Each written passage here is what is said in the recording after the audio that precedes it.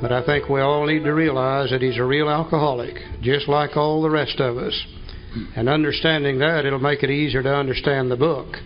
Because after all, Bill is the primary author of the book.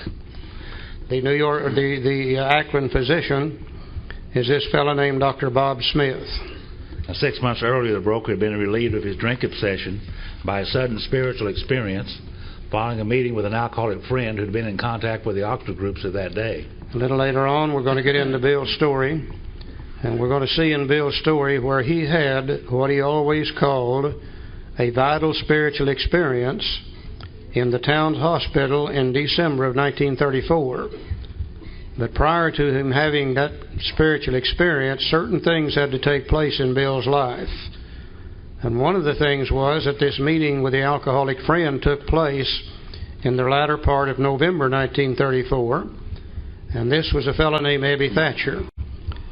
And Abby Thatcher came with Bill and sat down with Bill in Bill's kitchen. And he gave Bill what turned out to be two vital pieces of information.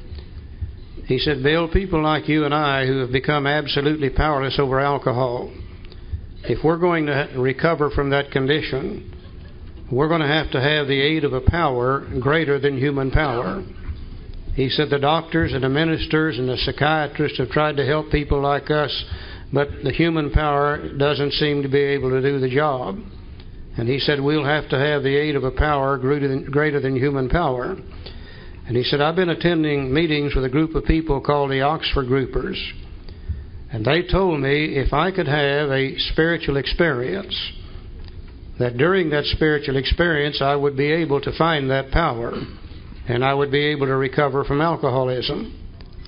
He said also they have given me a practical program of action. And they guaranteed me if I would follow that program of action, I would have the spiritual experience, I would find the power, and I would be able to recover from alcoholism. And he said, look at me, Bill. It's been 2 months since I've had a drink. Now, Bill knew about Abby Thatcher, and he knew how Abby drank. In fact, Bill had always said, if I ever get as bad as Abby Thatcher, I'm going to quit drinking. And here's Abby sitting in Bill's kitchen, and Bill is about 2/3 drunk, and Abby's been sober for 2 months.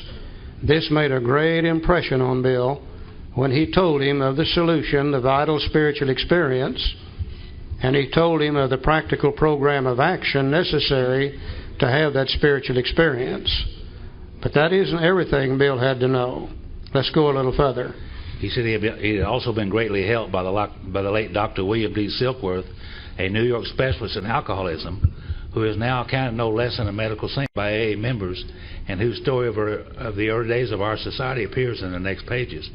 And from this doctor, the broker learned the grave nature of alcoholism. Again, as we get into Bill's story, we'll be able to see how as far back as the summer of 1933, Bill was placed in the town's hospital for withdrawal from alcohol by Dr. Silkworth.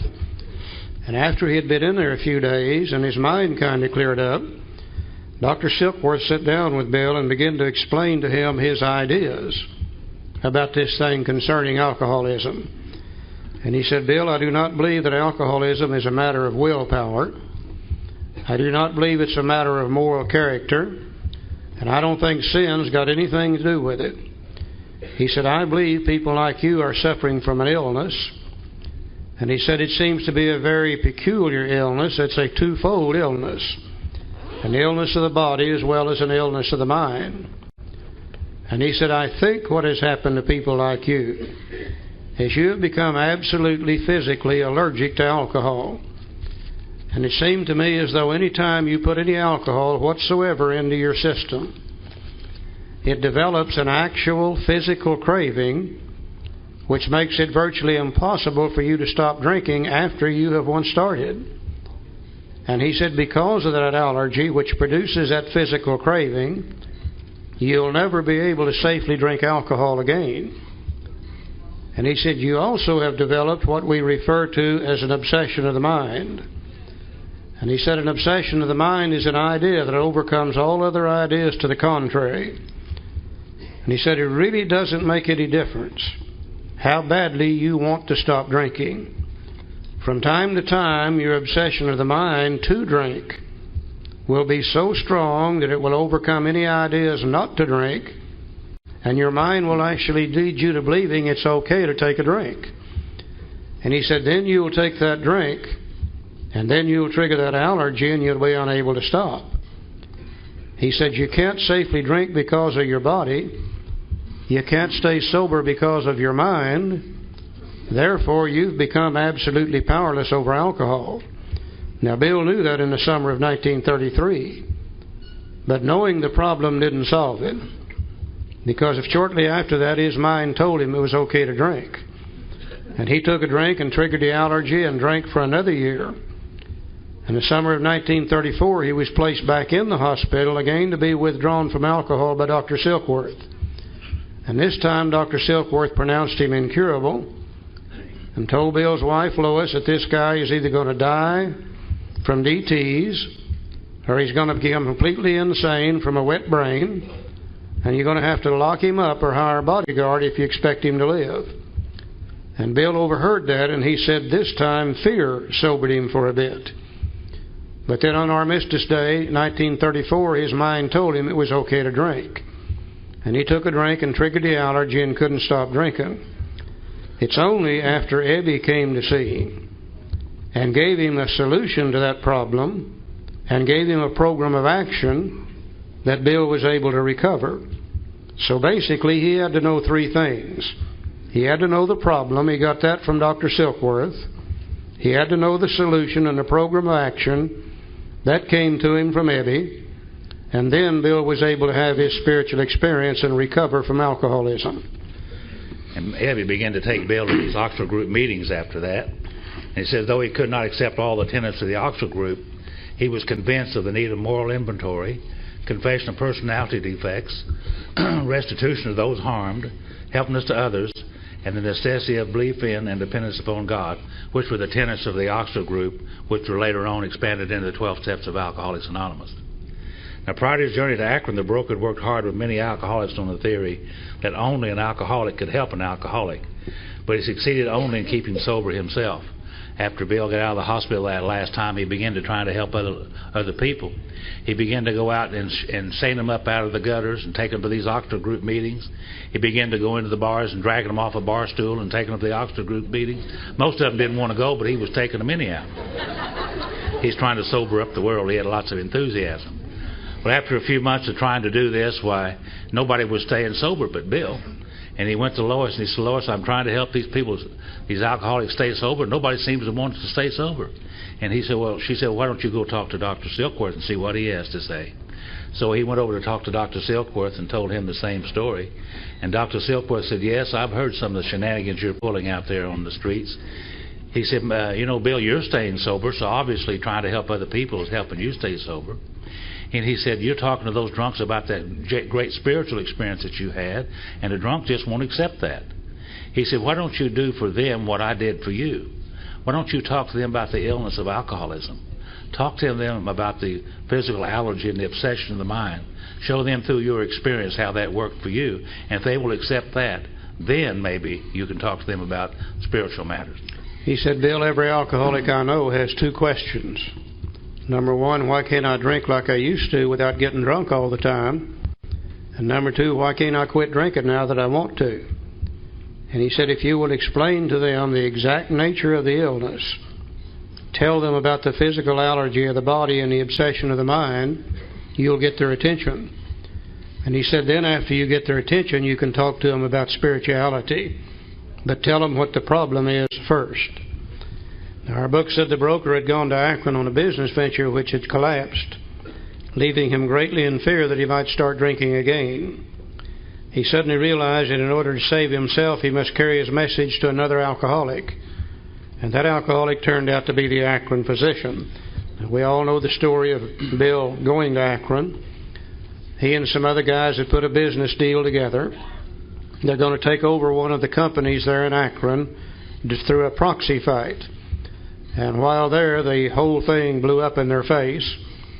And his friends all deserted him and left him there in Akron, standing in the lobby of the Mayflower Hotel, low, sad, and depressed, Counting the money in his pocket, realized he didn't even have enough money to pay his hotel bill.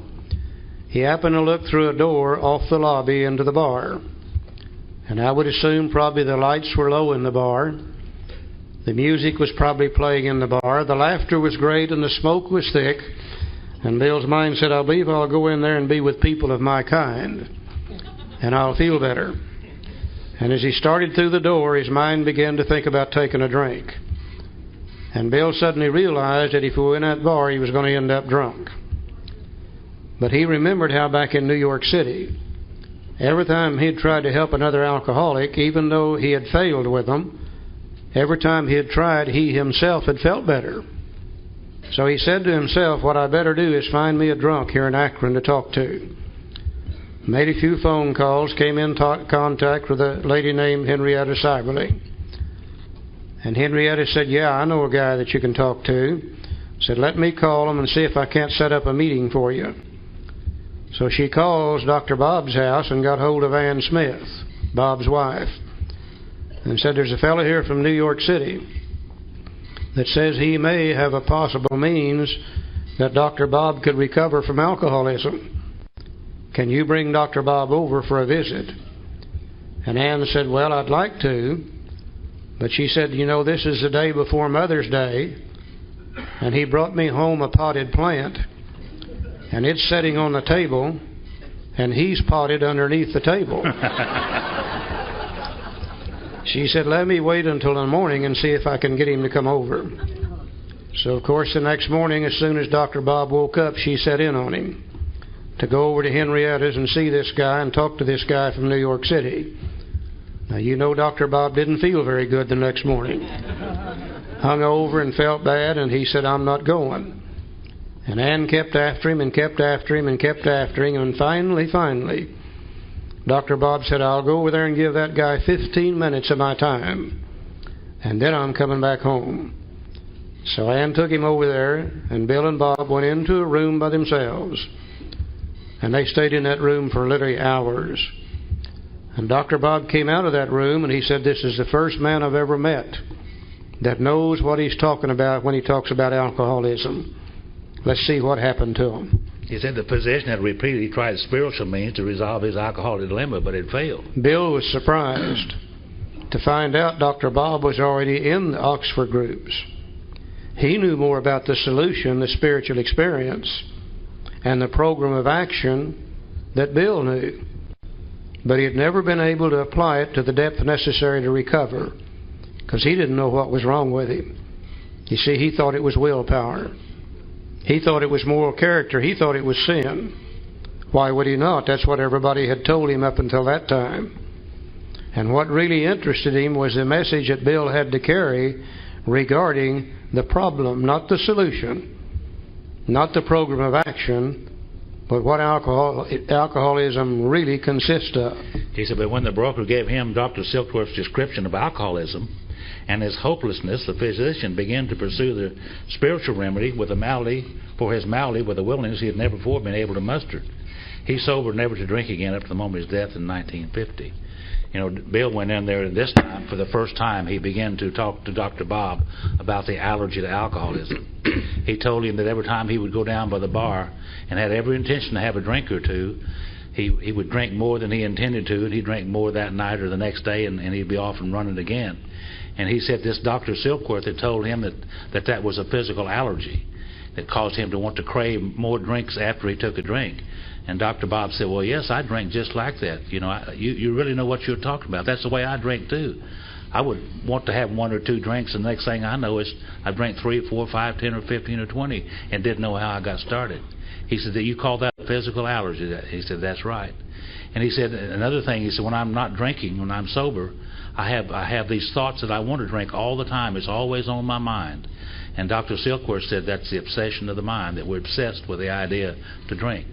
And Dr. Bob said, well, I have those same kind of thoughts. You really know what you're talking about. So they reached a rapport through the illness of alcoholism and explained it in great detail. And Dr. Bob said, that's me. That's just the way I drink. You really know what you're talking about. So they had some identification going. You know, this is the first time that Bill had tried this. Everybody back in New York City, he had always talked to them about the solution, the great spiritual experience, the big white flash he had had in the town's hospital. But he sat down with Dr. Bob. He didn't talk to Dr. Bob at all about Dr. Bob's drinking either. I'm sure that's what Dr. Bob expected to hear. Everybody else had talked to him about his drinking. But Bill said, let me tell you about my drinking. And through the sharing of his story, talking about his own allergy, Dr. Bob could see himself immediately in it. Through the sharing of his own story, talking about his obsession of the mind, Dr. Bob could see himself immediately in it. And he could see where he had become absolutely powerless over alcohol. And for the first time, he was completely defeated when it comes to alcohol. Then he began to apply the little program of action.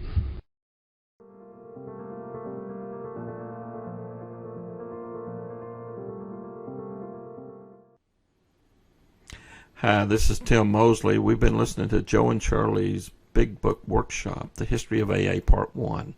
Now we're going to look at some critical points by breaking down this presentation. One is that Bill Wilson was the primary author of the book Alcoholics Anonymous, or the Big Book as we commonly call it. Bill had a struggle with alcoholism that over a period of time led him to find some very important pieces of information that allowed him to recover from alcoholism. First of all, Dr. Silkworth, who was a physician who ran an alcohol and drug treatment facility, the town's hospital, was able to give Bill one of the two very important pieces of information needed to recover. First, Dr. Silkworth said that alcoholism is an illness. Now, that was kind of unheard of during the time because alcoholism was considered a sin or weakness or a character defect. It was really not understood in medical terms whatsoever. But it was Dr. Silkworth's diagnosis that alcoholism actually was an illness. In fact, a twofold illness. First, it was an illness of the body, an allergic reaction to alcohol which manifests itself in a craving. So when a person would drink or use some other drug, and as they began to drink and use, they would actually develop a craving and they would want more. They wouldn't be able to predict how much they would use. They wouldn't be able to predict what the outcome would be, but the craving would be present. Secondly, there was an obsession of the mind. It does not matter how badly a person would like to stop drinking. From time to time, this obsession of the mind to drink will become so powerful that it will overcome all ideas not to drink or to use drug. And if you think about it, maybe you're in a situation where you have had your children taken away from you because of your alcohol or drug use, or maybe you're facing a long jail term because of alcohol or drug use, or lost your driver's license, whatever. These things are all really good reasons not to use again, and any sane individual would not use again. But if you are alcoholic and if you are addicted, then you have this obsession of your mind that will eventually talk you into using again. Even though you know it's going to cause problems in your family, even though you know you may lose your kids or you may end up going to jail, the obsession is so powerful. It is so powerful. It will convince you that the next time will be different, that you'll be able to control it. So basically, it can be summarized in one cannot safely drink or use drugs because of their body, and one cannot stay sober because of their mind. Therefore, an addicted person becomes absolutely powerless over drugs. So that was one piece of the puzzle. The second piece came from Abby Thatcher, who was a friend of Bill's, who was sober for once in his life. And Bill was quite shocked. And he talked with him, and he found out that there were two pieces of information that Abby gave him, which helped him recover. First was that to recover, a person needed a power greater than human power. And secondly, he learned from the Oxford group that if he could follow a practical program of action, as a result, he would have a spiritual experience and find the power needed to recover. So, along with the nature of the problem, the illness, the twofold parts of the illness, the physical part and the mental part, he also learned that he could discover a power greater than human power, and he could find that by practicing this practical program of action. So in 1934, Bill had a vital spiritual experience while he was in the town's hospital, and he learned three important things that allowed him to recover from alcoholism. One, the nature of the problem. Two, the solution and the program of action. And three, Bill was able to have a spiritual experience and recover from alcoholism. Now, as Bill became sober and he was in recovery, he learned quickly that helping other alcoholics helped him to stay sober. But he wasn't very successful. So he went to Dr. Silkworth, and Dr. Silkworth suggested, when you approach these other people that are addicted, tell them about the nature of the problem first, because they'll be able to identify with that. Then you can tell them about the practical program of action.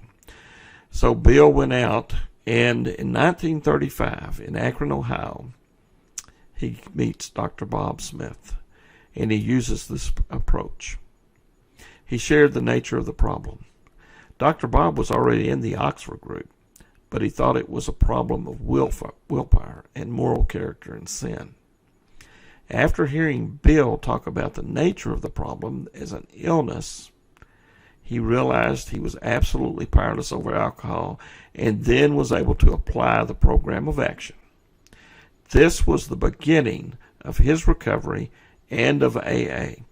Bill and Bob are considered the founders of Alcoholics Anonymous.